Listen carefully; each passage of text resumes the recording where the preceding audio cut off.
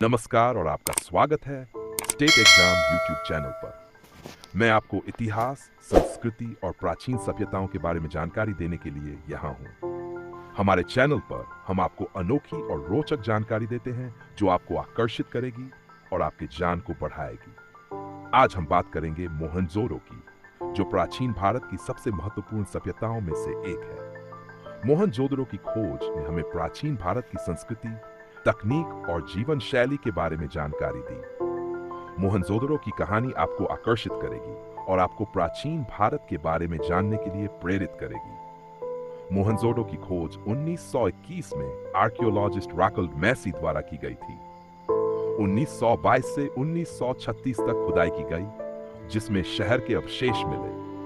मोहनजोदड़ो में शहर की योजना बहुत ही व्यवस्थित थी। शहर में जल प्रबंधन प्रणाली बहुत ही विकसित थी। शहर के भवनों में पक्की ईंटें और लकड़ी का उपयोग किया गया था। शहर से प्राप्त मूर्तियों में नृत्य करने वाली लड़की की मूर्ति प्रसिद्ध है। शहर में व्यापार और वाणिज्य बहुत ही विकसित था।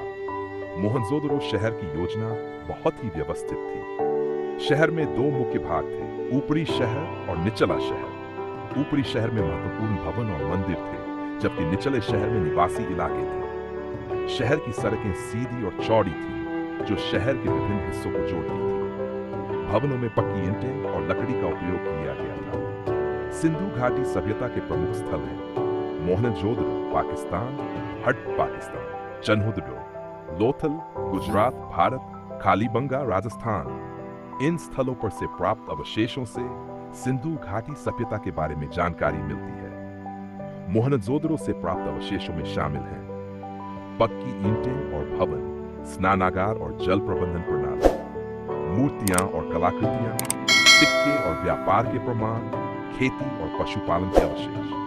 मोहनजोदड़ो से प्राप्त मूर्तियों में शामिल है नृत्य करने वाली लड़की की मूर्ति, बैठे हुए व्यक्ति की मूर्ति, पशुओं की मूर्तियां, धार्मिक मूर्तियां। इन मूर्तियों से सिंधु घाटी सभ्यता की कलात्मकता और सांस्कृतिक जीवन के बारे में जानकारी मिलती है।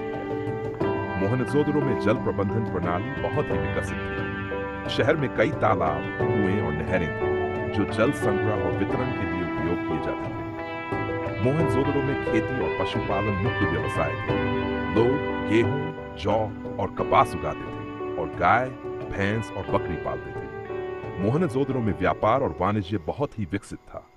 शहर में विभिन्न देशों से व्यापार होता था और सिक्के और व्यापार के प्रमाण मिले हैं। मोहनजोदड़ो में सामाजिक और सांस्कृतिक जीवन बहुत ही विकसित था। लोग शहर में रहते थे और समाज में विभिन्न वर्ग और पेशे थे। धार्मिक और सांस्कृतिक कार्यक्रम आयोजित किए जाते थे। खुदाई के दौरान मिली वस्तुओं से यह भी पता चलता है कि मोहनजोदड़ो के लोग खेल और मनोरंजन के भी शौकीन थे। कुछ जगहों पर खेल के निशान, जैसे पासे या ताश के खेल के अवशेष भी मिले हैं। मोहनजोदड़ो का अंत किस तरह हुआ, इसका कोई ठोस प्रमाण नहीं है। कुछ विशेषज्ञ ऐसे मानते हैं कि यह प्राकृतिक आपदाओं जैसे बाढ़ या जलवायु परिवर्तन के कारण उजड़ गया, जबकि अन्य मानते हैं कि बाहरी आक्रमण इसके पतन का कारण हो सकता है। मोहनजोदड़ो आज भी एक महान पुरातात्विक स्थल है, जिसने हमें प्राचीन समय की जीवन शैली, तकनीकी उन्नति और